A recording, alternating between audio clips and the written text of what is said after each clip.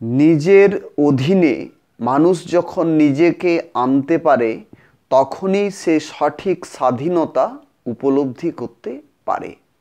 তাহলে এই স্বাধীনতা কখন আসে?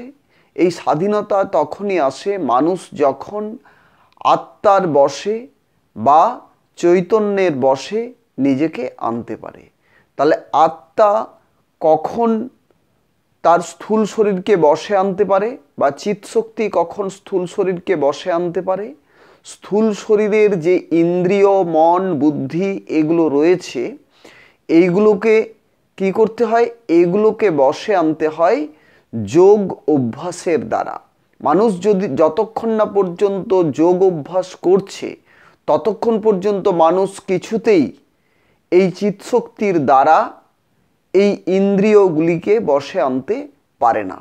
তাহলে ইন্দ্রিয় বশীভূত হয় তখনই যখন সে সংযম অভ্যাস করে। এই সংযম অভ্যাসের জন্য তার নিয়ম প্রয়োজন, শৃঙ্খলা প্রয়োজন, এবং যদি সে যোগাভ্যাস না করে তাহলে তার পক্ষে কখনোই ইন্দ্রিয়কে বশীভূত করা সম্ভব নয়। আর ইন্দ্রিয় যদি বশীভূত না হয় তাহলে মানুষ ইন্দ্রিয়ের দ্বারা যে ভোগ করবে এই ভোগ কখনোই সঠিক হবে না। কারণ সংযম ছাড়া ভোগ কখনোই সঠিক হয় না। অসংযত ভোগ দুর্ভোগে পরিণত হয়। অসংযত ভোগ মানুষকে দুর্ভোগের দিকে টেনে নিয়ে যায়।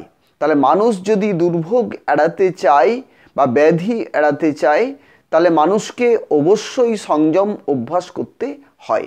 যতক্ষণ না সংযম অভ্যাস করছে মানুষ ততক্ষণ পর্যন্ত কখনোই ইন্দ্রিয়ের দ্বারা যে কার্যগুলো সে করে যাবে সেই কাজ কখনোই সঠিক হবে না।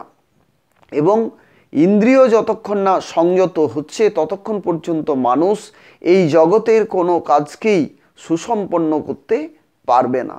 তাহলে মানুষ তার অধমা বৃত্তিকে নিয়ন্ত্রণে আনতে পারে যোগ অভ্যাসের দ্বারা। ইন্দ্রিয়ের বৃত্তিকে নিয়ন্ত্রণে আনতে পারে যোগ অভ্যাসের দ্বারা। তাহলে মানুষের অধমা বৃত্তি নিরোধের একমাত্র পথ হচ্ছে যোগ অভ্যাস। নিরন্তর নিরবচ্ছিন্ন যদি অভ্যাস করে চলে তবেই মানুষ এই ইন্দ্রিয়কে বশীভূত করতে পারে। মনে মনে একদিনের চেষ্টা বা বিভিন্ন সঙ্গ থেকে এগুলো আসে না।